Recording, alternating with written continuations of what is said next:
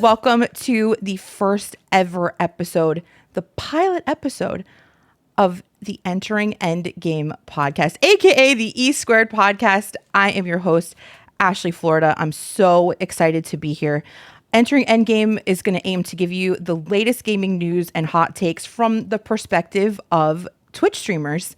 I myself have been streaming on Twitch for about 5 years, and I've made some extremely close and incredible friends in the streaming community who all really have expertise in different areas, different games, franchises, and studios. And I'll be bringing you regular rotating co-hosts here on Entering Endgame to give you gaming news and all of the latest opinions from the perspective of streamers. I personally have been streaming on Twitch for about 5 years. I got partnered about 1.5 years ago on Twitch. I also do some YouTube content as well. My channel is a lot of Nintendo. We do a lot of Zelda content. I'm currently doing a Zelda-thon. I do a lot of Ocarina of Time randomizers. Started off in the Mario Maker community a while back, and now I do a lot of Super Mario World Kaizo ROM hacks, which are fan-made mods of the Super Mario World game that I take quite a bit of expertise to complete. I do a lot of variety as well. You will be seeing a lot of these co-hosts coming up with me on our monthly episodes that will be aimed to release the last Monday of every month. We'll also be doing some E Squared shorts throughout the months as well as big gaming news comes in. And bringing you all of the latest gaming content. Our first episode right now is recording on September 27th. It's a Saturday with aim to release on Monday, September 29th. I just want to say thank you so much for listening to the first episode. It's my first time ever hosting a podcast myself, but I do actually have some podcasting experience with a dear friend of mine who is the first ever co-host of the Entering Endgame podcast, the one and only PonchoTaco. Hi, Ponch. Hey there. How are you? I am so wonderful. I'm a little nervous, but I'm super excited to be here with you today, my friend. If you guys have never heard of PonchoTaco, he is a streamer on Twitch. I'll let him tell you all about himself. And Poncho and I actually had a podcast as well. We just ended 3 years of podcasting together on Arcade Parlor, where Poncho was your host. So, Poncho, I'm very thankful to have you here today. It definitely has brought me a little bit of calmness for my first hosting gig. Well, thank you for having me here. It's different, and it's nice being the non-host, not having the pressure of telling, or nicely telling people it's time to move on. You've talked too much. Let's keep moving. You described it as an art. It's nice. You described it as an art. There's definitely an art to it. Yeah, it's a learning curve for sure. Yep. Glad that you're my first one, kid. I'll tell you what. Ponch, will you tell our listeners a little bit about your channel and yourself on Twitch and what you do? Yeah. I don't know, started streaming 4 years ago, back in 2021, during the height of the COVID bubble when everybody was doing it. And I was like, you know what? I kind of like playing video games. I don't get to play them enough these days. So this is kind of a way to dedicate a little bit of time, and if people want to come hang out, cool. If they don't, cool. I'm still setting some time aside to play some games that I've been wanting to play. Or just like, screw around in whatever type of game, for sure, such as like Mario Maker, and all that nonsense that comes with that. So I've been doing this for about 4 years, still doing it regularly, 4 days a week. And my channel these days is not really Mario focused like it was for about 2 to 3 years of it. 2 years. A lot of new stuff these days, a lot of Souls, a lot of roguelites, a lot of we're kind of all over the place these days. Not a particular niche or anything like that. We just play what I enjoy playing and what I know my viewers enjoy watching as well. I mean, I met you before you started streaming on Twitch, and your your channel definitely had a big influence on mine. You kind of hit the ground running when you started streaming. You had a regular schedule right away that you've literally never strayed from. You have been Monday, Wednesday, Friday, Sunday, 9 o'clock since the day I met you. Built a really beautiful community, and because of like your structure, you definitely inspired me to want to make a regular schedule and kind of like make my channel a little bit structured, and it then became, my full-time job. So you had a big influence on me sitting here today, not just in streaming but also in podcasting. PonchoTaco decided about 3 years ago to start a podcast, and asked me to be a part of it, and that podcast was called Arcade Arcade Parlor. Parlor. We had Never thought I'd be doing that again. I know, right? I think a lot of our if there's Arcade Parlor listeners here, hello guys. It's so cool to be back in the hot seat with PonchoTaco. The roles reversed a little bit. But Poncho, I'd love to hear about, how you came to even think of Arcade Parlor, and then I'd just maybe reflect on our time together for a moment, if you would. Yeah, Arcade Parlor was like you said about 3 years ago, just a little north of 3 years ago now at this point, where I've always enjoyed the medium of podcasting, the way to listen. Yeah, I've the past ever since I've come into the business world. I've had a commute that can, about 55 minutes, just with general traffic. And when you're sitting there in the car, music, sure, that can be enjoyable, but sometimes you want to exercise your brain a little bit more, Right. even if it's not like intellectual conversation that's going on. It's something going on, something that kind of keeps you engaged, makes the drive go a little faster. So podcasting was naturally a thing to listen to, and I came across some gaming podcasts that I enjoy listening. I still listen to this day, many years later. So the podcasting medium has always been an interest to me for several years now. For I don't know, 20 years I've been listening to them. And I've always thought that would be cool to do. But I mean, anybody can start a podcast, but you got to kind of have a following, right? To a degree, even if it's something small. You can't. Anybody can make one, but nobody. You're just talking to the wind. Which, if you want to do that's great. Maybe you'll take off. You can clip it. TikTok, and everything is definitely a good tool for that type of stuff. But I just didn't have I didn't have a reason. I didn't have an audience. So a year or so after streaming, I decided, what, maybe now's the time. I've made I have some connections. Some people are tuning in every day to when I'm online. They must have an interest on my opinions on what I'm doing. If they're coming by every day, they've got to be interested in what I have to say. So I was like, okay, well, maybe now's the time.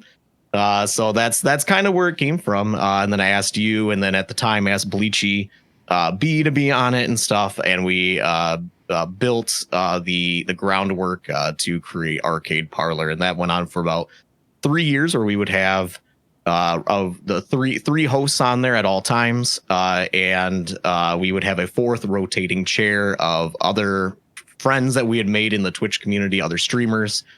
And they would come in, and we would just get to know them a little bit more, give them a great time that they could use to, kind of self-promote a little bit, get themselves out there more, as well as get ourselves out there more to their own people and stuff. And we just had a lot of really good memories over the past 3 years. A lot of really good episodes that are still out there. You can still find them. Yeah. They haven't been deleted. The RSS feed is still up there for a while, and there'll always be archived on YouTube. They're still out there. But yeah, that was a very fun arc in my online persona presence, whatever you want to call it. Very, very, very fun. I have the fondest memories ever of Arcade Parlor, and I was so honored that you asked me to be part of it, especially back then. Like I remember I just looked up to you so much as a streamer. And you had asked Bleachy first. And after, I remember when you asked me, I said, why did you ask me to be a co-host on Arcade Parlor? Just out of, curiosity. You were like, well, we need a girl. need that token girl. And you very politely said, you can carry any conversation, AKA I talk a lot, which is great for a podcast. Which is great for a podcast. You need people who can talk. Yep. Who have an opinion, who you don't just get bulldozed over with other people, or that's what you want. You don't want just like yes men or yes people, whatever you want to call on a podcast. You want interesting dynamic, right? People who aren't afraid to be like, no, you don't know what you're talking about. Oh my gosh. I have some co-hosts coming up that will definitely disagree with everything I say. On purpose, probably. But you make a good point, though. Well, I already know I'm going to disagree with a lot of things today. Oh, yeah. Me too. I know, because we're definitely going to talk about... I have a lot of opinions about what's been shared already. Ooh, interesting. Okay, I can't wait. It's honestly, again, I'm just like, I personally, like, hosting my first podcast, feel at ease having you here, because you hosted a podcast that I co-hosted for 3 straight years. But you brought up a good point that it's good to have a following and not just like start from nothing. I can't imagine starting from nothing in podcasting. But you're right, to have that community on Twitch, like somebody has to care about what the heck I'm saying. If they're I have people who you do too, who have not missed a stream in years. Like people who have spouses, people who have children and jobs and lives, who care so much about our content and what we do that they've not missed a moment of what we've done for years. And I'm super honored by it, and just very excited, not just for like to get my own gaming opinions out there, but to have discourse with close friends whose opinions that I care about too. So thank you for being on here today, PonchoTaco, and seeing me through this. Well, thank you for having me. I'm excited to kickstart this with you. So I have to start off with you and I have been the best of friends for about 5 years now. If there's one thing I know about PonchoTaco and his stream and how he feels about gaming, it is that you love the month of October in streaming. I do. Yes, I do. It is literally the one time of the year that we as streamers get to kind of have an excuse to not do our norm and get into some super spooky content. There's a lot of stuff happening in gaming right now in like the spooky world. What are you at liberty to share anything that you're excited for in the spooky world, or maybe even maybe dabbling in for October? For October, I mean, for this coming year, I haven't said anything of what we're going to be doing or anything. But in general, I mean, like you said, October's a great time.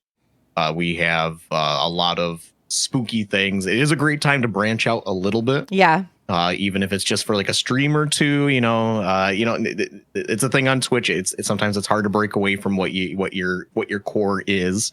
But it is a fun time to use an excuse like that. And I know, like in the past, I've done some special Resident Evil stuff. Yeah. Even with you last year, we did a Resident Evil 5 co-op, which it's not the scariest game. I mean, it's in the genre, but it's just your action game. It's just a lot of fun. A lot of Resident Evil stuff. Dead Space. Mm-hmm. I played through Dead Space. A lot of like the Until Dawn. Love Until Dawn. Those type of games as well. And just some other, just here and there, some other scary ones. I am interested to jump more into like indie horror. Ooh. Not necessarily the AAA horror type video games. Right. I feel like when I see people playing scary games, the indie horror is kind of where it's at with to actually be kind of a little scared. Because I do feel like, and I saw somebody else write about this, and it was 100% right, is AAA horror games tend to lean more into the action at some point, and at some point you're like, this isn't even scary anymore. I just totally blowing agree things with that. away. Yeah. Absolutely. So I want to jump more into like indie horror, and maybe we'll see some of that this October. We're just around the corner from it, right around the corner from it. Yeah, we just had the PlayStation Direct. I think that was where the Kojima the new Kojima OD trailer was premiered. Did you see that? I did see that. Yeah. It gave me almost like PT vibes a little bit. There was and you know, now I every October the first game I play for, this is gonna be I think my fourth year in a row, is PT, the playable teaser that should have been Silent Hills from Kojima, that eventually got scrapped and then made into Death Stranding for some reason.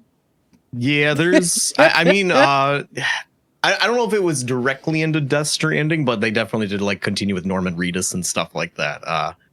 But yeah, that was definitely the project that they went with next, because I think they had a lot of assets built and then everything, and they were ready to go, but then they had to pivot. It is PT is yeah, it's a playable teaser that is quote starring Norman Reedus, but you don't find that out till the end.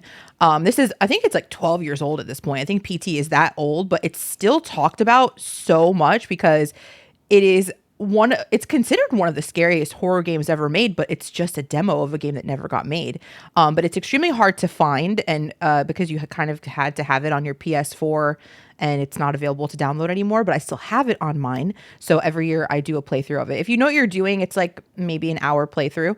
But it's super, super scary. The ending part, you can't actually win the demo game unless you speak to a ghost through a microphone, which is super creepy. There's absolutely, like, you cannot beat it without talking through a microphone to this ghost. That's very Kojima right there. I know. So when they showed the trailer for what it's going to be called, OD, the new Kojima horror game, not much to see there, but there was this super creepy person like mouthing very strange words, and in their eyes you saw this door open with a creaky little door sound. It looked just like the door when you start PT. So I was freaking out. So super excited for OD from Kojima. Yeah, when I was watching the trailer, I don't know. I mean, obviously, it's a very teaser. We don't know what's going on. We don't know what the gameplay is like. Is it going to be like a haunted mansion simulator, kind of like what PT was, where you're kind of walking around in first person, and it's mostly, you know, it's a simulator essentially of scariness, and I don't know what the gameplay is going to be like. But I mean, what we could see in the trailer was this woman who it appears would be either the protagonist, or what the whole game's going to be structured around is something happening to her. I don't know. She just begins some type of ritual, and there's knocking that's occurring as she's continuing the ritual, and then finally some demonic presence of sorts enters the room and takes her as she continues the ritual. So, and then it ends, and then we still continue to hear knocking after the fact. So creepy. So I don't know what that means. She's clearly knocking on the door of some presence to come in and something. I don't know. But we'll hopefully I'm sure we'll learn more. I'm very interested in Kojima, as you know. Huge fan of Metal Gear Solid, the entire series. I have not touched Death Stranding, I'll be honest, so I'm not the biggest Kojima fan ever, but I do love Metal Gear Solid from beginning to end. All of it is incredible, and I'm interested. I did not have the luxury of playing PT. I did not have a PS4 at the time, and by the time it was removed, I didn't get a PS4 until after it was removed from the store and everything. So I just haven't had the opportunity to even play it myself. I've seen it played through by you and other YouTubers and stuff like that. But I have not been able to play it myself. It's so, well, first of all, PonchoTaco and I have actually done an IRL stream together. We're planning to do another one in the wintertime ish, in the beginning of 2026. My hope is that I can literally bring my PS4 with me to your house and have you play PT for the first time. I think that would just be, we got to make it super dark. We got to make the room like pitch black. But that would be sick for me to be there with you for the first time because I know you've like seen me play it and everything, but it is a majorly different experience to be in the driver's seat. shakes you to your core. So that's a big goal of mine for when we do our next, what we like to call Ponchly. When we do Ponchly 2, I'm bringing the PS4. That's right. That'll be awesome. That'll be awesome. The only thing I can say about OD is let's just hope it's not. The OD doesn't stand for only demo. No, Let's hope we actually get a release this time. I mean, this time, what we have behind it, at least, is it's being produced by Kojima, his studio, directly, where PT, I believe, if memory serves me right, was a Konami game that was canceled before Kojima separated from the company. So Kojima Productions is actually publishing this, so I think it will actually see the light of day.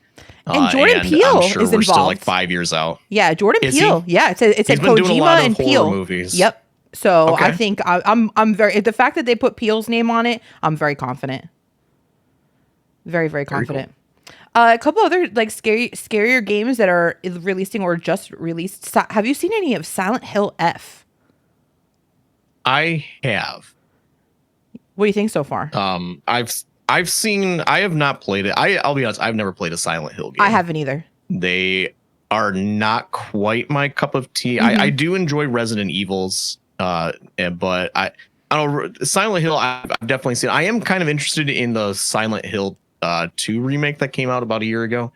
That one is interesting to me, but I have not played them. Silent Hill F, I've seen quite a bit of, and it's similar. It has a lot of Resident Evil like puzzles going on, which I enjoy that kind of puzzle. The action itself, which I know Silent Hill isn't entirely about action from what I've gathered, to the degree that Resident Evil is, but it seems a little one note from what I've seen. Okay. There's not a lot of variety, especially in late game stuff that I saw. I've never played a Silent Hill myself. Closest thing is PT, obviously, which isn't even anything like another Silent Hill. But I was super excited for Silent Hill with all of the trailers that came out, and I watched some gameplay this last week, and I think I'm gonna skip it. Actually, I was super excited about it. All the weird bodies and the girl protagonists and everything, and it kind of just looks like every other Silent Hill to me. Now, if I ever go into like the other Silent Hill games, I'm sure that I would play it as part of like a marathon if I ever did something like that. But I'm like you said, I'm actually way more interested to make my first Silent Hill possibly the 2 remake, because that looked sick. It looked sick. It looked super, super scary. And it, of course, like you said, it does have like the action parts as well, but I feel like it actually did care about being a scary game. Whereas this just has like weird, like Silent Hill F is kind of like I feel like it's trying too hard to be like creepy and weird. It's just like the same thing over and over again. Yeah, that's kind of what I get. I mean, I know there's a lot of people who love the Silent Hill games going back to the PS2 and stuff. I think there's a reason why. And I hate comparing games all the time to other franchises, but I mean, you got it. There's a reason. I think there's a reason that Resident Evil is still going so strong today, and maybe Silent Hill didn't or isn't going as strong these days, but I mean, it is what it is. Speaking of Resident Evil, the hype for Requiem is massive. Like, people are so, when Requiem's coming out, I think in February. Yeah, February 27th it's coming out, which like I wish I could have gotten it out for the Halloween season, but you got to do what you got to do. But I mean, every time that there's been a Nintendo Direct or the PlayStation Direct that we just got, they're paying a lot of attention to it. And, you know, the only Resident Evil I've ever played is the one that we played together last year, which was 5, correct? Yes. Which was super fun, but I wonder if I would have had as much fun if it wasn't you and I doing it co-op. Because like you said, it wasn't super like scary, but Requiem is actually making me consider playing my first solo Resident Evil game. I'm from all the trailers and everything. Like, I don't know all the lore about like the lady and everything. I don't remember her name, but it looks incredible. The big lady. The big lady, yes, that's what everyone calls her. The big woman. Yeah. Lady Drema. I can't remember. It's Dremiscu. I don't know. It's something along those lines. I can't remember. We'll get yelled at for it. No worries. Yeah, I'm sure. Any interest in that? Yeah, Resident Evil Requiem. I'm interested. We haven't really seen much of the gameplay. It does appear that I think it is going to be first person again. It looks like I'm going back on my memory from when I last saw the trailer, which was probably over a month ago, or the whatever they had at the initial direct release of it, and it does seem like they're going more in the horror direction. I feel like I've said that. I feel like I've said that with so many games recently, and then when they release, they don't end up going that direction. That's how I felt about Silent Hill in F. movies and stuff. Yep. So, yeah, hopefully they will. I mean, Resident Evil 8 and everything is great. They definitely more action to the point again where it's not really that creepy, but it's still great. But we'll see where Resident Evil is. Konami's been cooking lately when it comes to Resident Evil, and. Well, I have the good faith that they will deliver on this. They've been cooking and they've been doing well, I think. I agree. I totally agree. Before we move on from like horror games and everything, I pulled up IGN's top 10 list of what they consider to be the best horror games of all time. The best ever. I bet you anything that you could guess most of these. I bet you anything. I got them in front of me right now. What do you think would be on this list from them? Resident Evil 4. You are correct, sir. Resident Evil 4 at number 9. At number 9 on this list. I'm curious, do they have the remake or is that the OG? Does it specify? It does not specify. It does not specify. Just Resident Evil 4 on here. Wow. Good first guess. Wow. My guess is they probably do have a Silent Hill on there. They do. Like maybe Silent Hill 2. Silent Hill 2 is number 1. Okay. Number 1 on their list. They consider it the best horror game of all time. Wow. Okay. Resident Evil 2. Resident Evil 2 at number 2. I knew you would kill this. Yeah, I like Resident I'm conflicted, especially when it comes to the remakes. Resident Evil 4 and 2 remakes are so good. I think I give the edge to 2, though. I just love the setting of that in the police station. Yep. And everything. It's so good. It looks awesome. It really it's probably it's my favorite Resident Evil. I have to say the Resident Evil 2 remake is my favorite one. Definitely interested to fantastic play game. Yep. Other ones that would be on the top, I don't know, would they put like an Outlast on there? Outlast is on there at number 7. It's the first one though. And now I've never played an Outlast, but I've watched so many people play Outlast 2. Outlast 2, I feel like probably would be a tough game to stream. It's got a lot of controversial like scenes in it and stuff like that. But man, would I love to play that game one day. It looks so creepy. I haven't seen too much of Outlast 1, but you've played the Outlast 1, I think, haven't you? No, I have not. Oh, it looks so good. But I'm very familiar with what it is. Right. Would they have put a Visage on there? No, but I loved that game. One of my favorite things I've ever streamed was, I call it Visage. I don't know how you actually say it, but I played Visage. Is it Visage? Okay, well, I'm just going to keep saying Visage because I already said it. So, no takesies backsies. But I played Visage on stream a couple years ago. It was super scary. My audience hated it because it was so scary, and I absolutely loved it. But no Visage on this list. Is there a chance that they put Alien Isolation? I knew you were going to do so good with this, PonchoTaco. Alien Isolation, because you've played a lot of these games. Alien Isolation is at number 6. You got half of them. All right. Doing great. I'm going to add another one. One of my favorites. One of my favorite, especially for your first time experience. I know what you're going to say. Until Dawn. It is not on there. I wish it was. Oh, it's not. I played Until Dawn my first 24 It's not a stream. perfect game. Ugh, but it's not close. a perfect game. Okay. It's close. Yeah. None of those games not a perfect on there. game. No, but it's a one-time experience that you can't get back. I feel like once the first time you play that, it's, you know, the story. It's incredible. It is. I played it my first ever 24-hour stream, and I did the whole thing in one sitting, and it was the best experience ever. I could not recommend. I never liked the Quarry or any of the other ones, but Until Dawn was a 10 out of 10 for me. Until Dawn was their best one. It was their first one. Yep. And they have not been able to replicate. It's great. They have some other great ones that are out there. I can't remember the name of it. There's one. where you're in the caves and there's vampires and stuff like I can't remember. I'm blanking on what that one's called. But that one's really good. And they have some other ones that are decent as well. Yeah. Give me Dead Space. I knew you were gonna get Dead Space. Number 5, Dead Space. You got 1, 2, 3, 4 left. How many have I not gotten? 4 left, and I'll give you a quick hint. 2 of them are in my favorites of any of horror forever. Give me Amnesia. Amnesia is number 3. Okay. You are crushing this list. Oh my god. 3 more. 2 are my favorites ever. Okay. This is not a scary game, but it's in the genre. Left 4 Dead. Left 4 Dead 2 is at number 8. That's one of my favorite games of all time. Left 4 Dead 2. I've been asking you to play Left 4 Dead with me for like 5 years. It needs to happen, PonchoTaco. One of my favorite. I mean, it's like you said, it sounds scary, but it is an incredible game. Yeah. I hope one day Valve will give us a third, because that was my first ever online gaming experience, and I love both Left 4 Deads forever and ever. You got 2 more, kid. Is there? I'm gonna go on a limb here. I don't know if this will be in there. Give me Alan Wake 2. No Alan Wake on this list. Okay.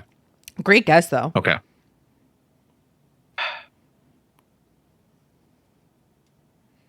Is Resident Evil 1's not on there, is it? Resident Evil is done on this list. Okay. I was wondering if the Resident Evil remake would be on there. Mm-mm. The HD remake. Nope. You said there's one more that's one of your favorites. You'll favorites? kick yourself for not saying it.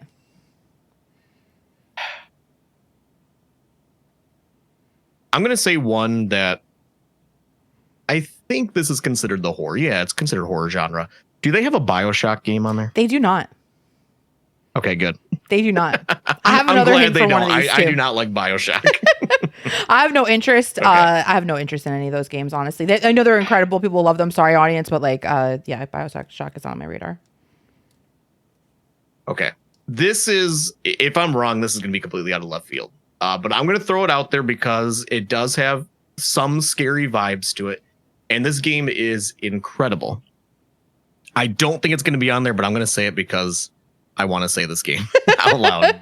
I'm going to say Bloodborne. Oh, I wish so much. I mean, I've never played, but it's my favorite Souls to watch, and I loved watching your playthrough. No, it is not on here. Nope. I'm going to give you a hint on one of them, okay? Okay. You rage quit this game. Oh, Five Nights at Freddy's. Five Nights at Freddy's is at number 10. Okay, Five Nights at Freddy's, I think it does deserve to be on there because of the impact that it has.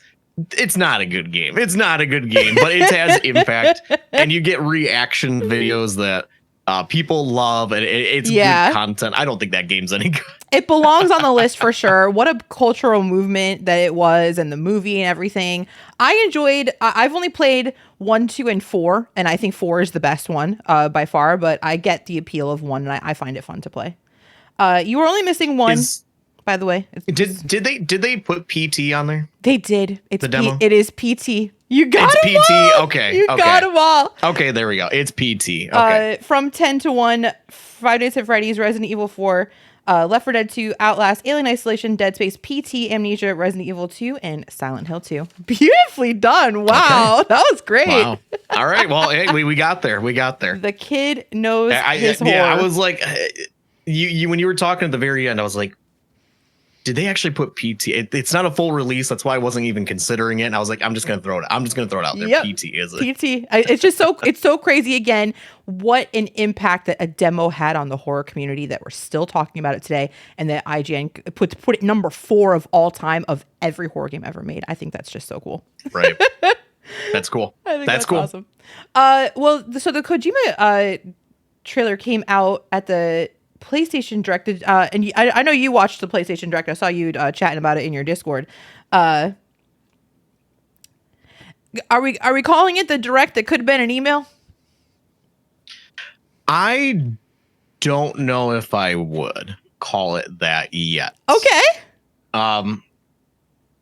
I'm trying to remember what exactly. It's not PlayStation Direct. It's a PlayStation Direct State of Play, right? That's what Right. they call them. Sure. Yep. State of Play. I'm pulling up the list here because I meant to refresh my memory before coming in here, and here we go. Okay, so they had a. They did. Okay, so here's why I'm going to say I don't think it was an email. Okay.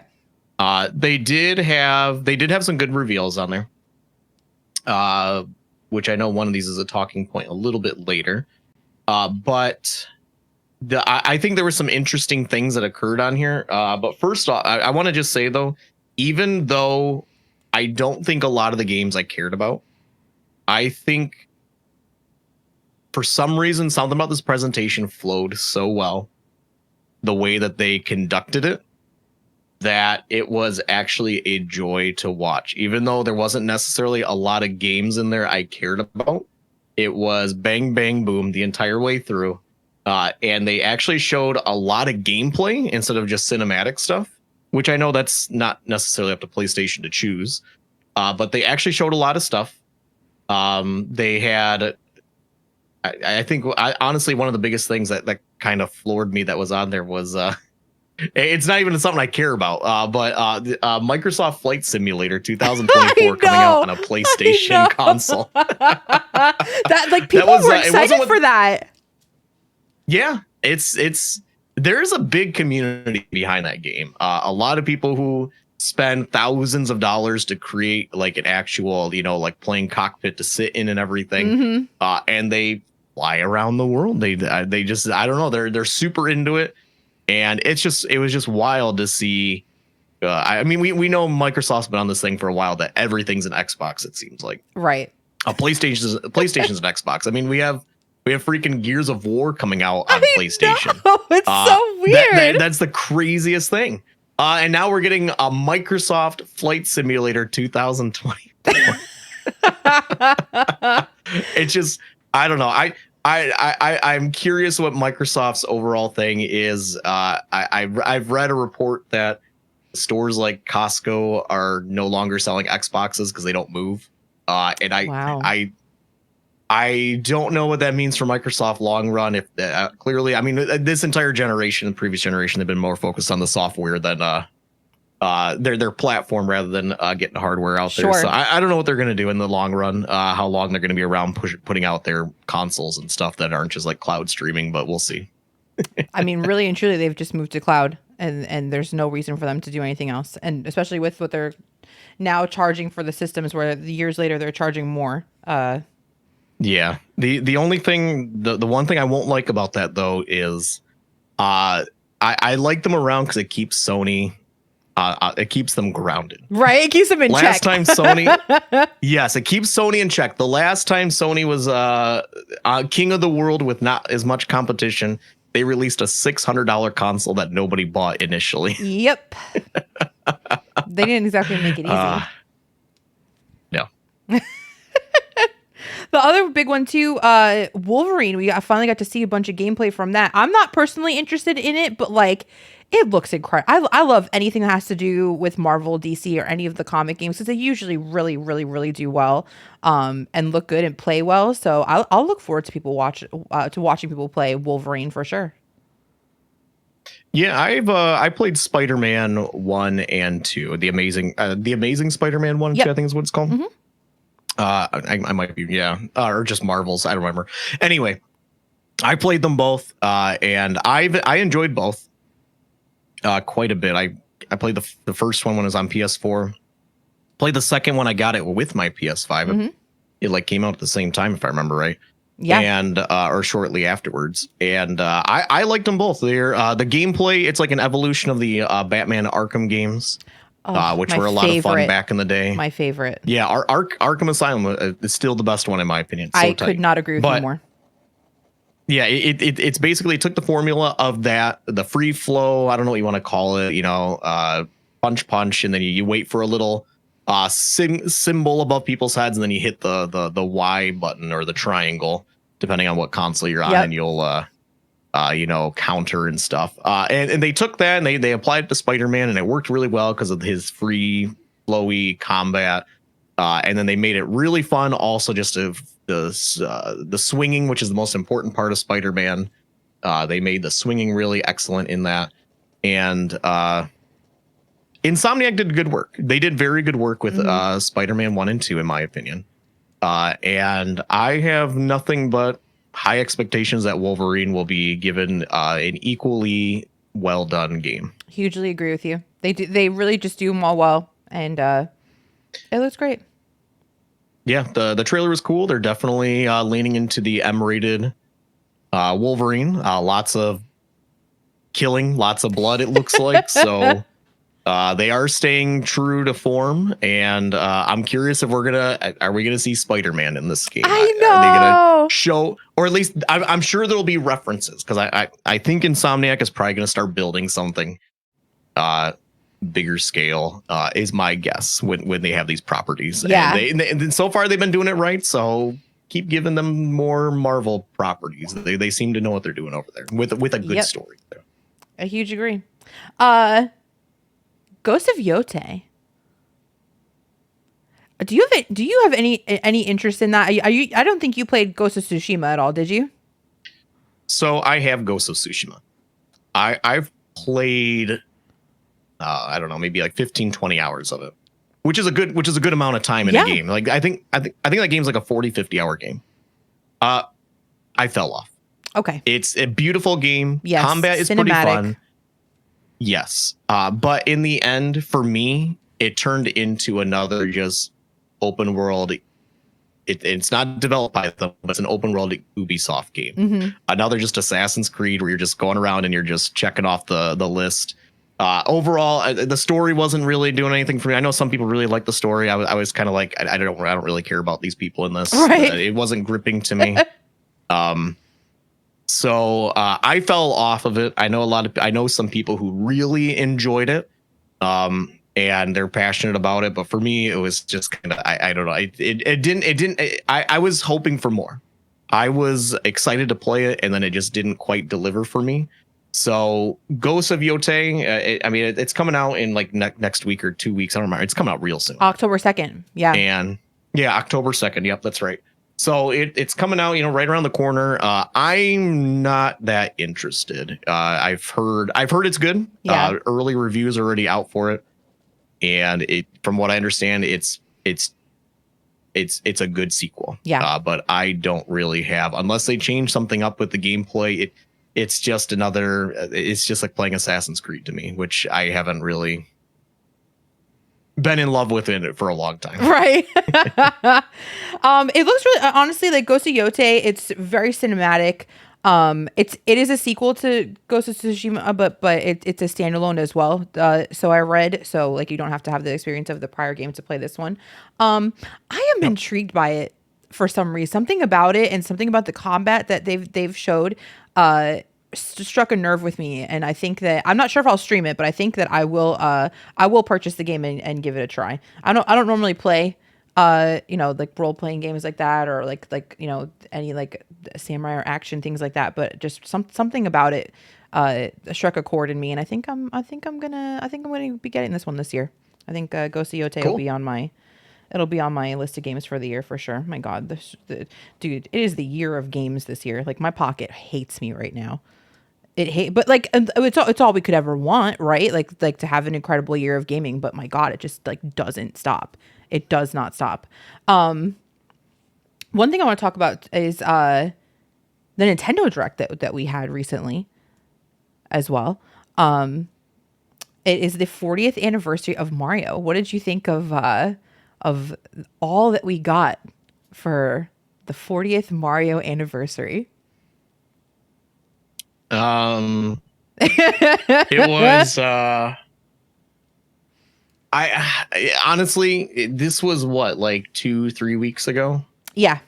And I can't remember anything that was even shown on there. Such a Nintendo hater. Nothing of it. I watched it and I can't tell you anything that occurred on it at this point in time. Nothing at all stuck out to me whatsoever. I think people were disappointed.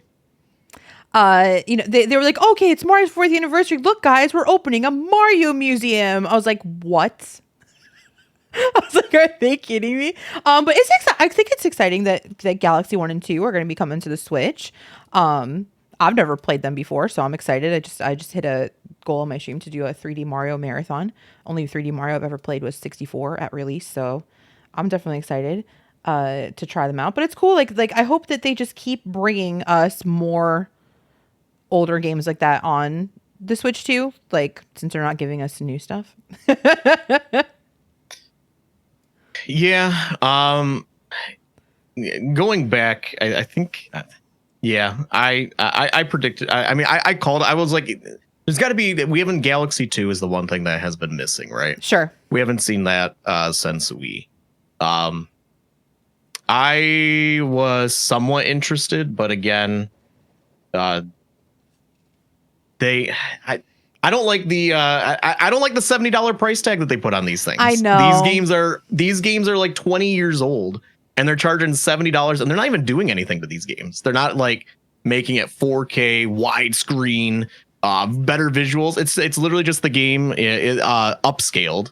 And they're not doing anything and they're charging $70 for these or $40 a piece. Like imagine paying $40 for Mario Galaxy in 2025. Like it's ridiculous. Not if you're paying $20. How much was Hades? Was it $30? Hades 2? Yeah. $30 for Hades 2. What was Silksong? $20? Yeah. It's like these are the most anticipated games of the year. You're paying that. I get that they're smaller studios and everything, but for like a remake, like come on. I mean, I do got to say, Nintendo knows what they're doing. They're gonna sell it like crazy. Honey, we're gonna pay it. They can put any price tag on their games. And they're gonna sell it like crazy, and they know it. They do. So that's why they do it like this, and it's whatever. I'm not buying it. Myself, I have a perfectly good copy of Mario Galaxy 2 on the Wii sitting somewhere in my house that I've never played. I'll just put it in my Wii U and I'll play it if I really feel the need to play Mario Galaxy 2. I'll tell you what you're gonna do though. I know you're gonna take your daughters to go see the Galaxy movie. They're gonna get you there. I will. That's coming out relatively quick, like in April or something like that. Yeah, April 26th. Yeah, I just actually watched the Mario movie for the first time last week, and I'm gonna be honest with you. As I'm watching it, I'm like, I wish I had watched this sooner. I thought I was gonna be so lame. It was awesome. It was so good. It's cute. I really liked it. It's a cute movie. It's very safe. It's very cute, a little short, but overall it was fun. I'm interested to see what they do with Galaxy. Same here, very much so. They're getting the young ones with the movies, and then they're getting us old folk because they know that we'll buy whatever they put a M on for Mario or a Triforce on for Zelda, or we're gonna buy it. We're the 40-year Mario anniversary people that have adult money now, so they ain't dumb. They know what they're doing. Yep. Speaking of which, I'm calling this the Nintendo's year of the DLC, because after that direct, people were pissed. People were super mad. Legend ZA, the Pokemon, like having DLC before the game even comes out, that doesn't make any sense to me at all. How do you have DLC before the game is out, dude? Like, make it part of the game, or don't tell us yet. What are you doing? You want more money at the beginning on day one for what? Because we'll pay it. Yeah. Again, it's Nintendo knowing what people do, and Game Freak. Game Freak is the champion of doing that. But then, like, if you don't get it because it's it's called Mega Dimension, you get like Mega Raichu and all these things, then you're like lame if you don't have it. And everyone else gets to have the cool Raichu, and you don't. 'Cause you didn't buy the freaking DLC. Come on, Nintendo. It's that FOMO. It is FOMO, and but you know what too? For if you're a streamer, right? You have to get it. You can't not get all the things as a streamer. It's just like when PonchoTaco did an iconic stream when the Switch 2 came out for pre-orders, when pre-orders went live, and a bunch of us, there was like dozens of us in there, all trying to get our pre-orders in. We were cheering each other on and telling each other what sites were working and what weren't, and it was such a scramble. I have to get the Switch. I'm never going to get one. I have to get the Switch. And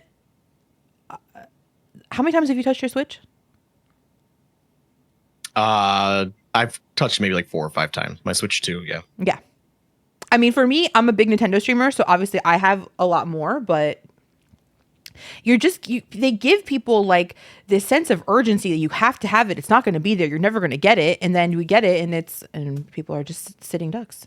We got Bonanza. Well, yeah, I mean, Switch 2, I mean, it was a FOMO system. I For think sure. at least people, and we all thought it was going to be impossible to find. You know, we're trained over the past 5 to 7 years of console releases. You can't get anything for like a year if you don't get it immediately. Now you can go to like any store and the Switch 2 is just on the shelf. So yeah, they scared us all. They knew what they were doing. Yep. Donkey Kong Bonanza, which I know you have not played yet, but will, I believe. Maybe. Just got a DLC as well already, and I think it was $20 for this DLC. I watched one streamer do it. Oh my God, what a snooze fest. It was just like more of smashing the same crap. And I'm not going to say Bonanza wasn't a great game. Bonanza is incredible. I absolutely loved it. It was wonderful. But why are you making me pay $20 to just smash more stuff? Like, it wasn't even like, there's nothing there. There's nothing there. Yeah, people are, I have heard a general consensus that people are quite disappointed with it. Yeah, DLC at least I'm disappointed with. For me personally, with the last Nintendo Direct, I believe my number one most anticipated game of the Nintendo Direct was Mario Tennis Fever. Mario Tennis Fever. I'm so excited. Honestly, I think I love completely missed that part of the direct. I think I was like 5 minutes late and I missed that. Oh, it looked so good. I was like, yes, there's my 40th anniversary Mario. Woo! I'm a big Mario Tennis fan. I liked Aces. I liked 64. And I'm super excited for Mario Tennis Fever. It looks sick. All the characters that are in it, the graphics look gorgeous. As far as sports games, Mario Tennis is my number one. So I think I am most anticipating. I liked Mario Tennis on the 64. I played that a lot. My only concern for this is it seems like Nintendo lately with their Mario spin-offs release it pretty bare bones and then never touch them again. And then people kind of fall off. I think of like the Mario soccer game that I don't even remember what it's called, Strikers or whatever, that came out last year. People played it for like 3 days and then never touched it again. Yep. And then I mean, I do see people talk about Mario Golf some. I think there has been some stuff that's come out for that, but I know Mario Aces was kind of like that to a degree. They didn't really put out a whole lot. Nope. It was pretty bare bones compared to previous entries, from what I could tell. Mm-hmm.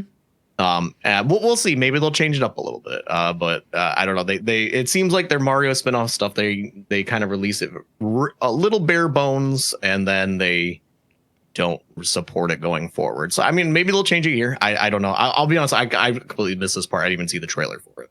Definitely watch it because it looks great. I think Nintendo does their sports games very well, whether they update them or not, and that's gonna be a day one for me for sure. So if anyone wants to play some Tennis Fever, you come see your girl. I'd be amiss if I didn't at least mention Hyrule Warriors. The face you just made. I will. Nah. I am the biggest Zelda fan in the universe. If Miyamoto puts a Triforce on something, I'm buying it. I don't care what it is. What it has to do with, it will be a purchase for me. What do they call those games? MOBA? Are they MOBAs? Is that what it is? I don't know if you classify that as a MOBA. MOBA started with World Warcraft 3 mods that eventually became it's not League of Legends, the other one. WoW. No, it's a whole nother game that I'm totally blanking out on the name. It's another huge game, but it's similar to League of Legends. It was a mod from Warcraft 3 that became a huge game that they actually made into a real game. And then League of Legends was born thus further. But yeah, a little different, although it is semi-lane based, those Dynasty Warrior style games. So there's probably an argument that it's similar, but it's gotcha. Yeah. I mean, Dynasty type games are not exactly like my favorite, but I'm excited for Hyrule Warriors because there's a lot of lore involved. They said that Tears of the Kingdom was going to be the game that brought all Zelda games together, and I feel like it really did. There's elements of everything in Tears of the Kingdom. You find weapons and things in the game that are named after every single Zelda game that's ever been made. So it's, I don't know, like as they show more gameplay, I played the first two Hyrule Warriors and really enjoyed them for what they were anyway. But this one, we have the 2-player co-op. I don't know. I think a game where you just like fight the crap out of a bunch of enemies with a friend actually kind of sounds like a good time. So I'm very much looking forward to it. Dota 2. That's what I was thinking. Dota 2. Thank you. Yep. Yes, Dota 2. That was it totally slipped my mind. It was born from a Warcraft 3 mod, and then League of Legends came and all that stuff. So Yep, it's coming out in the beginning of November. We finally got a release date for Hyrule Warriors, so I am super, super excited about that.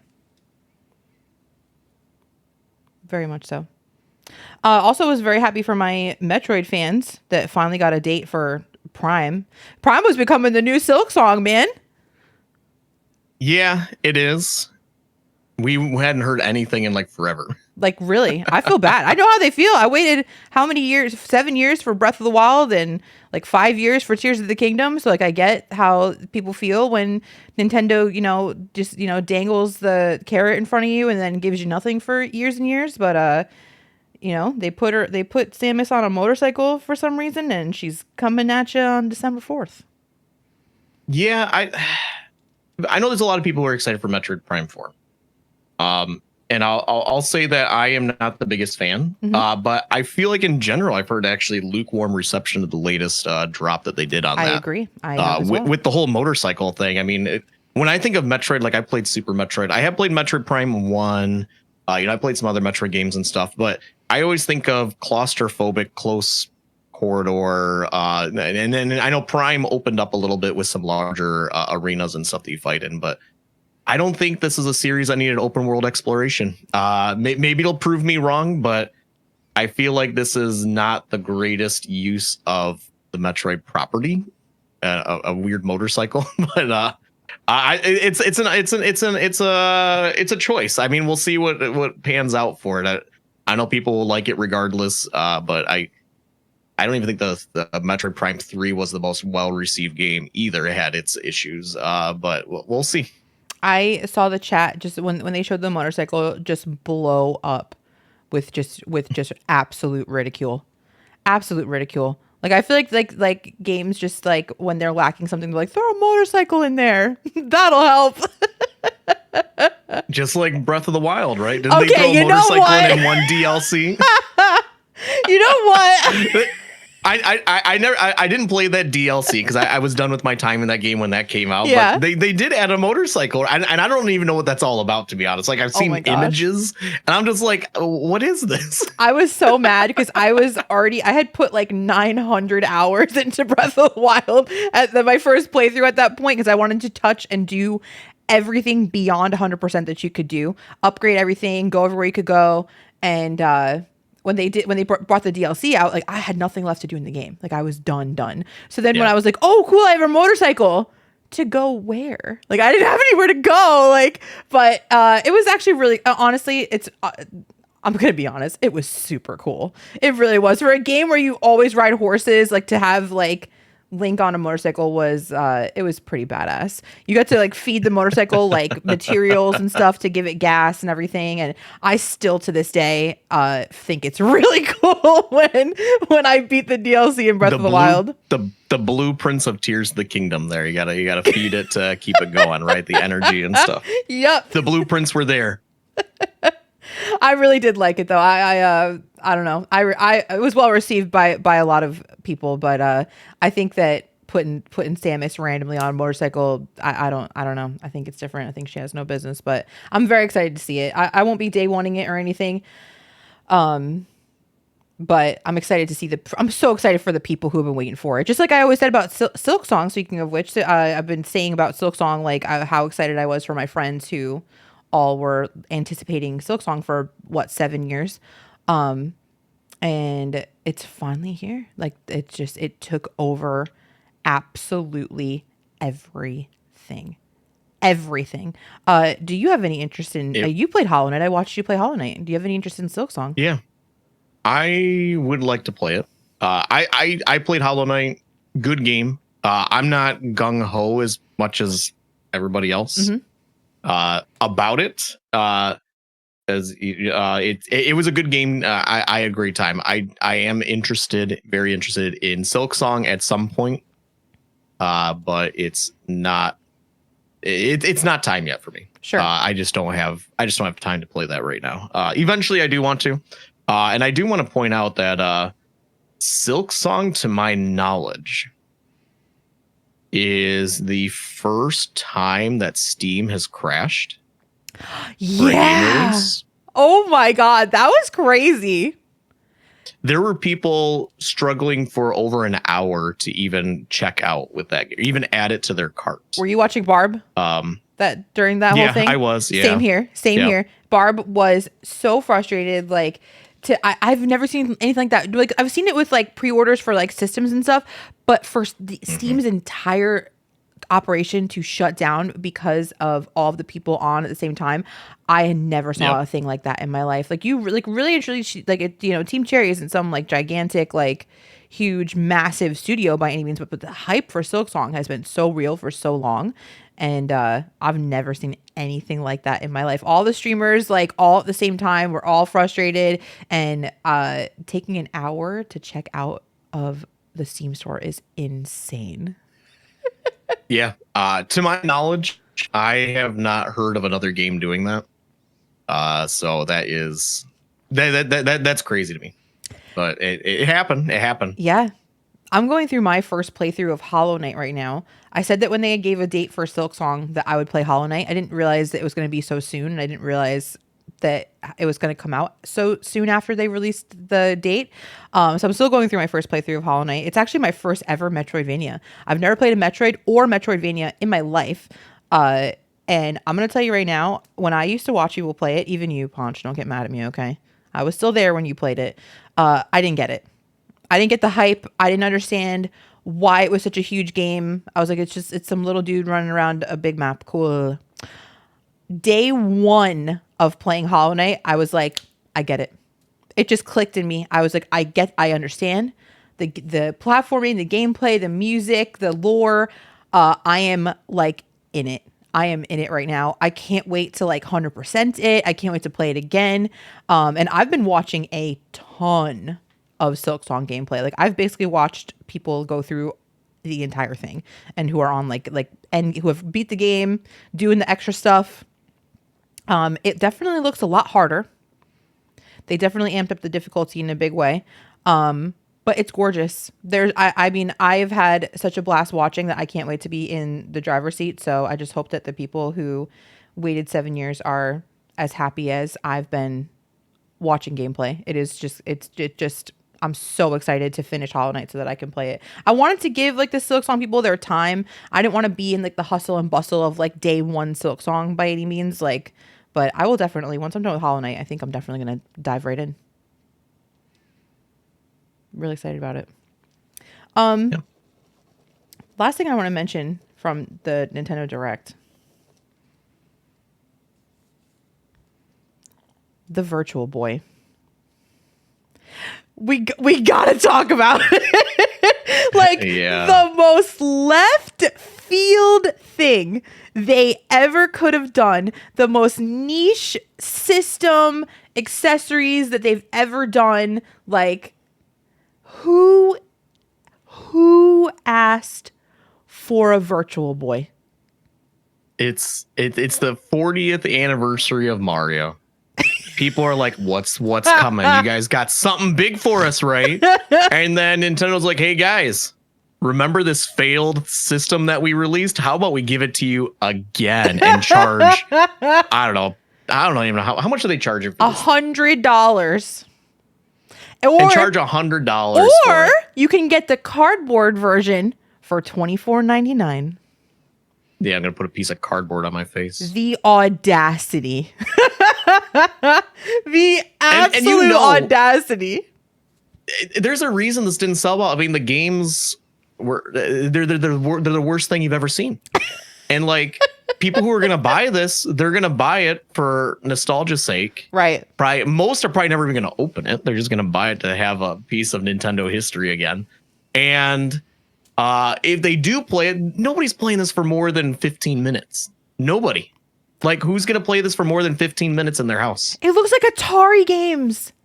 The games look like Atari games. Yes. How long It's horrible. are you going to play Pong for more than 10 minutes? Like, no, you're not.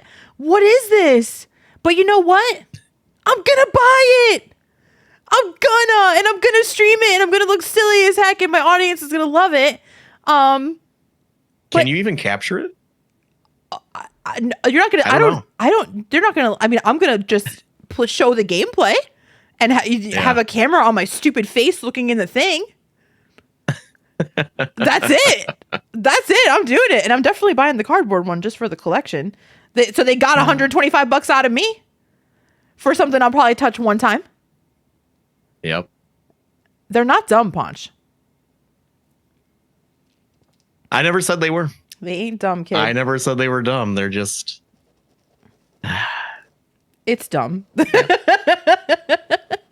Nintendo is very different from, I feel like, what they were back in several years ago. I'll say that much. I mean, who knows what's going to happen now? Doug Bowser.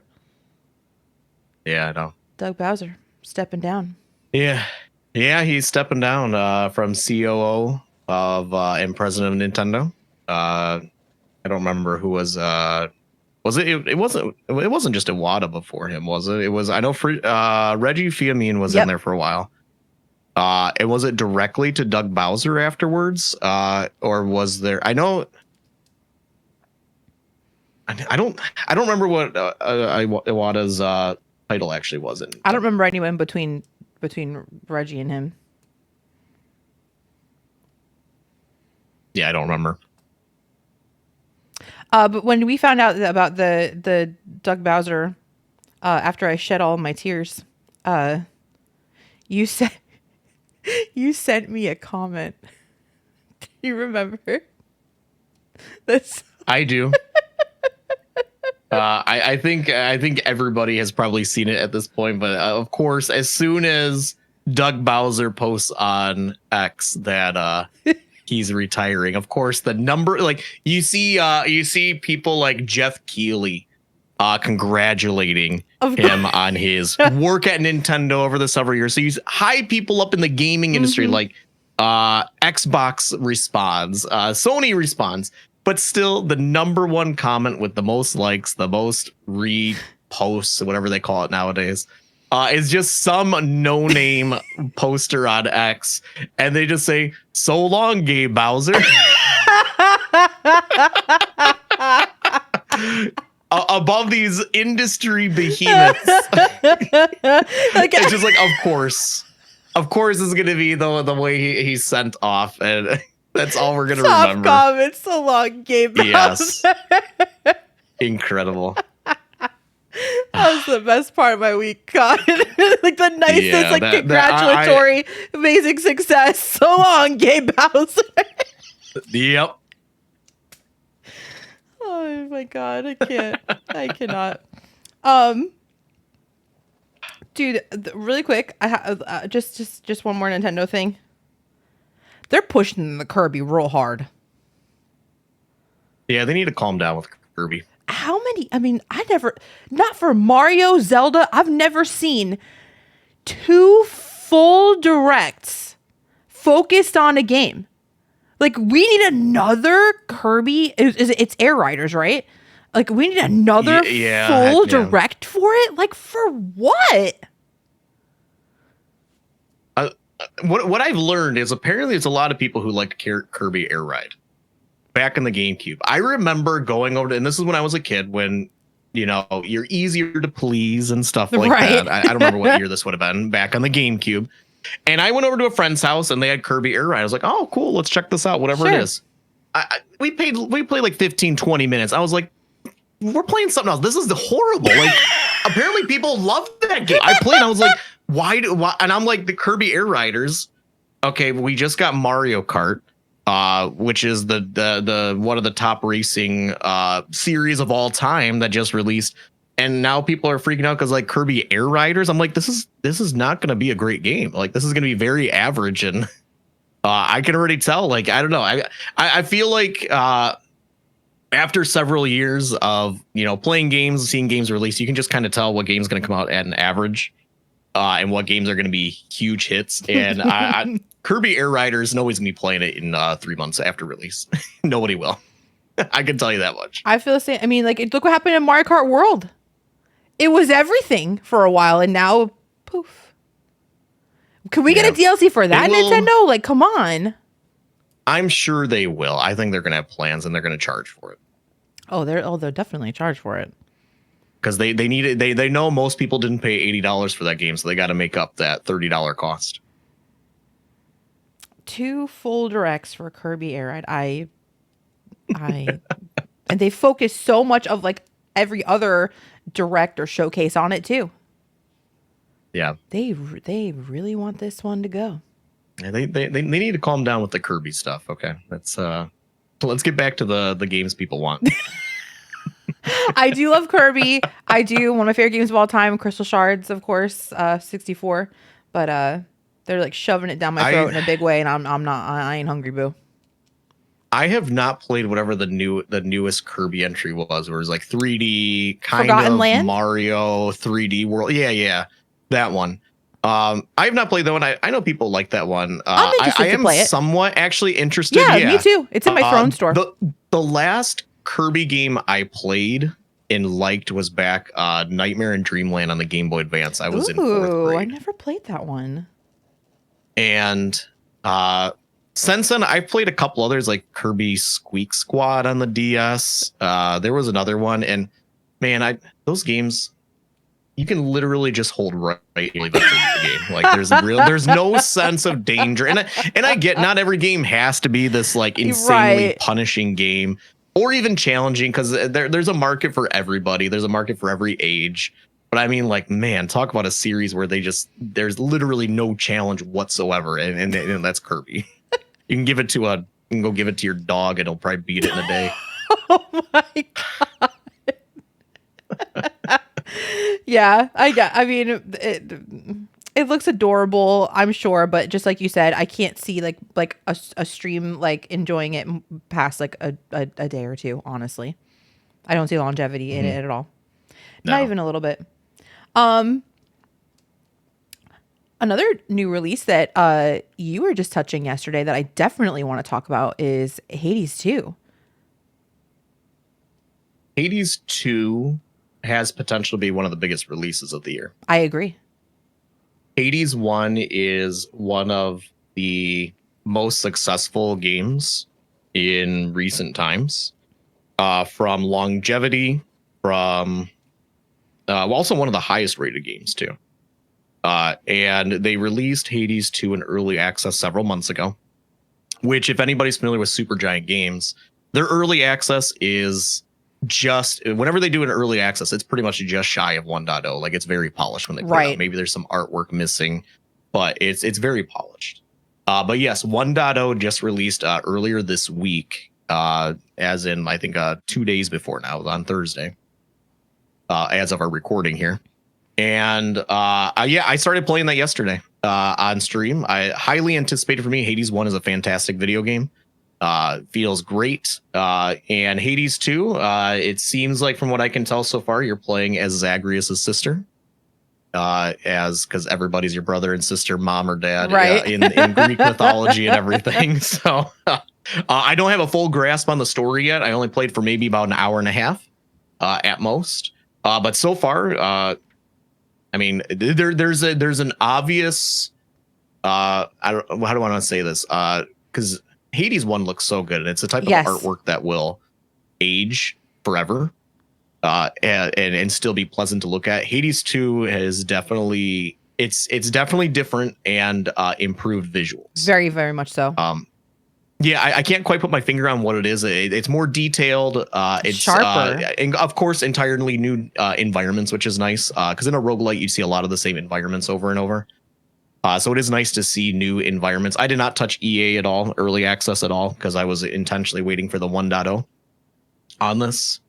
But I think Hades 2, I mean, 2025 has been one of the biggest years in gaming of releases that we've seen in a while. Yep. And I think Hades 2 is going to be one of the leaders of the year. I could not agree with you more. As someone who's never played Hades before, I really want to now. Like, not that I didn't always, but like I like the color palette's like a little darker, the Yeah. artwork's a little crispier. A lot more purple. It is very purple and like dark greens. Like very, like I don't know. Yes. It's very pretty. Very pleasant. Yeah, Very pleasant right. on the Like, because eyes, is that a weird thing? I do talk about color in games a lot. Like Twilight Princess, I'll always say like I love like the muted colors in that game specifically. But I feel like Hades 1 is very harsh, very like reds and yellows, very warm, and this game is very like cool, dark, mysterious. The characters are great. It's more fitting to the character Yes. and stuff. Yeah. Yep. I agree. And I mean the outfits are great. I know this is like things that maybe not everybody notices, but I love the voice acting so far in it very much, and the dialogue. I think honestly a lot of people come to Hades and Hades 2 there's high expectation on the character design. Yep. Because Hades 1 did such great character designs, and so far what I've seen, there's some returning gods and goddesses. There's also some new ones that we haven't seen yet. And so far the character design is nothing short of, excellent, and continuing to improve as it goes. Yeah. I mean, again, never played, but would you say, like, for the listeners, you need to play 1 to play 2? No, I don't think so. If anybody's played a roguelite, it's you know the roguelite formula. You start off with pretty relatively weak. You have like one weapon, and as the game progresses, you slowly build up more abilities you can carry into runs and stuff like that. A lot of these games are based off of they're run based. There is story, and I think it's incredible the way that Supergiant Games builds the runs into the story, because a lot of roguelites, like take Enter the Gungeon, for example, there's not really a story there. Right. There is some lore you can discover. Think of like Rogue Legacy 2. There is lore between the characters and everything, but overall it's just run based. You don't really care. Supergiant Games actually made these runs where it's continuing the story when you come back. There's more people to talk to. And they're referencing things that happened just as previous run or earlier in the runs and stuff. That said, obviously I've only played maybe 90 minutes. I don't think you're gonna have to play Hades 1 to enjoy Hades 2. I would say you're not gonna go wrong playing Hades 1. It's a fantastic game. If you want a relatively cheap game, I know it's back up to its full price now, but I know right before the release of Hades 2, it was on sale for like $4.99. Wow. And I would say if you've not played either, grab that one for $5. Obviously you can't now, but if you were at the time, grab it for $5, enjoy that. You'll get 80 hours of enjoyment out of that easily. And then take a little break, come back to Hades 2, so you're not burnt out on the loop or anything. Sure. I'm excited to watch you play it more. It definitely makes me want to finally like get into the Hades series. I've watched so many hours of it, but I've never actually been in the driver's seat, so I'm super excited. As we're like wrapping up a little bit here, one more thing that I wanted to mention that we didn't have time to today is me personally. I know not you, kid, but for me, I'm super excited for the Mortal Kombat collection coming out on October 30th. I've been playing Mortal Kombat since I was 5 years old. Of course, I wasn't allowed to have the blood on back in the day, but no blood allowed. I'd always sneak it at the sleepover stuff. But I was the cool kid on the block because my parents didn't know any better, and I had a Sega and all that. So I'm very much looking forward to the MK collection coming out. I hope that friends of mine get it, because I think it'll be way more fun if like other people are playing it and stuff like that. But for me, I will definitely be at least playing it for a day or two on stream. Again, not a game I think is going to be like lasting content by any means, but like I think it'd be super sick to do a couple of streams of just nostalgic Mortal Kombat for sure.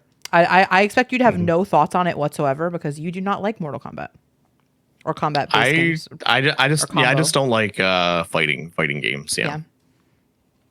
Something with combos, like it just never clicked for me how to remember all that stuff. Combo's not your thing, kid. I know that to be true. Was there anything in like the gaming world that you didn't get to today that you wanted to mention? No, I think that's everything that's that's everything that's come out lately. You're not looking forward to Tamagotchi? I Poketopia? don't even know what that is. I don't even know what that is. Did you see the Poketopia, the Minecraft Pokemon game? No, The Nintendo ain't I did dumb. not. Nintendo ain't dumb, Or baby. was that it? Was that the Nintendo? It was probably, if it was at the Nintendo Direct, it's probably one of the things I just forgot about. Yep. Yeah. So there you go. Well, speaking of things that you won't forget about, memorable games of this year, uh, Game of the Year approaching faster and faster, and with this being like just one of the biggest and best gaming years of all time, there's some pretty incredible contenders out there. I do want to say everyone is very lucky this year because the Hyrule Warriors, I think that it really would have been a big contender. So Oh, sure. yeah. But anyway, do you have a Game of the Year prediction for us, PonchoTaco?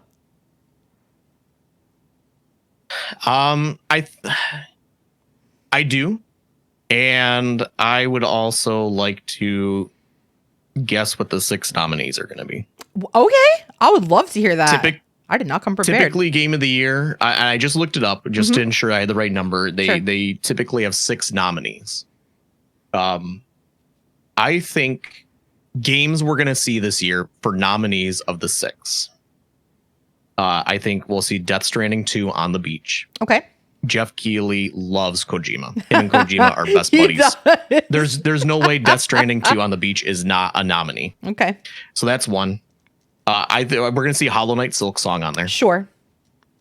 Most anticipated time, and it met, if not also exceeded expectations for all people. Majorly agree. I don't think I've not heard a single person or seen a take. They're out there. I can guarantee it of people, but of people who don't enjoy it. Right. Blueprints will be on that list. Yep. Which will be an interesting 3. one for sure. Yep. I think Blueprints will be on there. That's 3. Hades 2 will make that number 4. Hades 2, I believe, will be nominated. There's another. I think Claire Obscure, Expedition 33. I don't see how that cannot be nominated. Couldn't agree more. So that's 5 out of 6. Number 6, Sonic Racing. Yes. No. I'm gonna put it on the list. This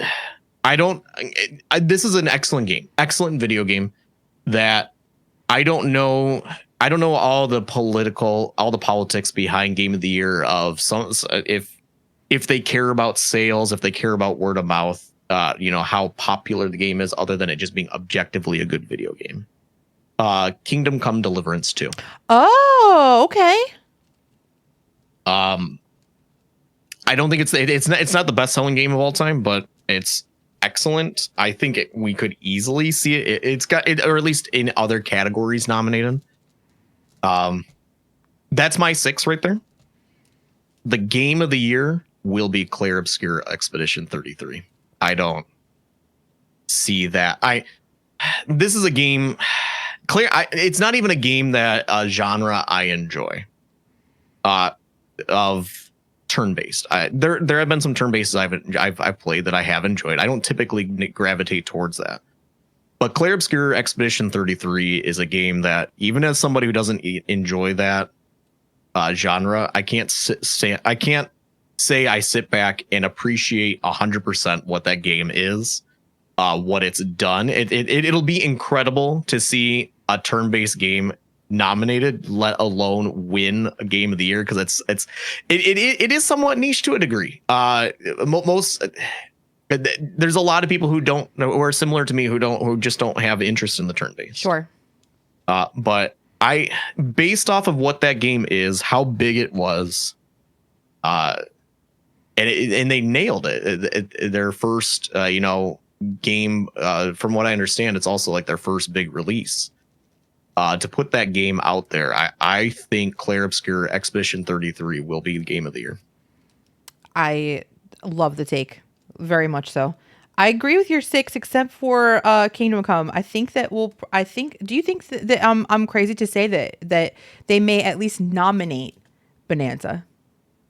I think Bonanza will get nominated in other categories, but I don't think we're going to see it in Game of the Year. If we do, I don't think it will win. But I No. think that they're going to throw something Nintendo in there, and I think that that's what it will be. I think that they'll put up Bonanza and that it will not win. Agree on Silk Song, Death Stranding, Blueprints as well. Claire Obscure and Hades 2. I think obviously the top 3 there are going to be Claire Obscure, Hades, and Silk Song. I think the Silk Song people are going to be disappointed for sure. As amazing as the game seems so far. I mean, you say that, but I think Death Stranding 2 on the beach is also going to be one of the really high contenders. I think it will too. I think it will. I it's going to be on there. It's going to be on there for sure. But I truly don't think we're going to see it be the winner this year. I think that No, it won't. My true prediction for Game of the Year is Hades 2. I think it will be Hades 2. I think that will be the absolute winner this year. Did Hades win? No, Hades did not win Game of the Year. Nope. It was nominated. It was. Was that was Last of Us Part 2's year. Okay. Chapter 2. Yep. And that wasn't it was nominated for Game of the Year, and it was up there with the 6, but it did not win. It lost to Last of Us Chapter 2. Right. Last of Us Part 2. I keep saying that wrong. Last of Us Part 2. And I honestly think it'll be Claire Obscure Expedition 33. Wouldn't be surprised or disappointed if it was. Yeah. Not even a little bit. Yeah, I'm willing to put it out there that I think it has a lock. Ghost of Yotei is coming out. From what I don't think that's going to be nominated. I really don't. I think it'll be nominated in categories. I think a lot of these will have numerous categories on the technical side, on the artistic side, on the music side, etc. Especially Claire Obscure and with some the music. will win there. Yeah, 100%. But I think I'm going on there and limb, and I'll say Expedition 33 has it on lock. It's just. I don't know. It's a hard year. It's a hard year. I know. I'm glad I'm not one of the 100 that has to rank it. Because they get 100. From what I understand, they get 100 different people who are in the industry to build the nominees and then to vote on it as well. So, yeah, that's Expedition 33 will win Game of the Year. I'm emphatically saying it. I think it's just been such a great year for games, and will continue to be, with so many that are still on the horizon. And I don't think it's a bad thing to have such strong competition this year. It just means even better gaming for us. Really excited. I'm sticking with Hades too, though. All right, as we're coming to a close here, I have to say, PonchoTaco, thank you for being my first guest host on I almost said Arcade Parlor, on Entering Endgame. I'm really excited to continue with E Squared and to have a lot of really cool and awesome friends, but I could not have imagined my first one not being you. So thank you so much for being on with me today. Well, I appreciate you having me on here. This has been fun. It's been fun to just talk about video games. Yeah. And yeah, just from start to finish. Yep. I'm very excited to just continue with this and do more. I'm really excited. Ponch, will you let us know what's going to be going on in your stream in recent days at all, and where the people can come hang out with you if they so choose? Yeah. Playing Hades 2 at the moment. I also did start playing some Baby Steps the other day, which is, if you guys know, is another rage bait game where you it's kind of like, it's almost like a spiritual successor like QWOP or something like that, and it's ridiculously stupid, and it's really fun. It is actually genuinely pretty fun, the absurdity of it. So if you want to come over and watch some of that, you are more than welcome to do that. Hades 2, of course it is October. I do have some spooky games planned coming up on the horizon. I also have a lot of debt on stream too. A lot of that it won't happen in October because October is always dedicated to some spooky stuff. But beginning November, I have some debt that I owe to my viewers of games I have to play while dressed up in cosplay. Based on those games, I'll be dressed up like a shrimp pretty soon. A shrimp costume while I play another Crab's Treasure. Another teaser out there too is I'll be cosplaying as Lord of the Rings characters as I play the Two Towers and Return of the King, some of my favorite games back in the day. But I'll be cosplaying as Lord of the Rings characters. That's coming up twitch.tv/PonchoTaco. And I also have other stuff going up on YouTube also that are independent of the stream that are just some other fun games I'm playing through and stuff. Awesome.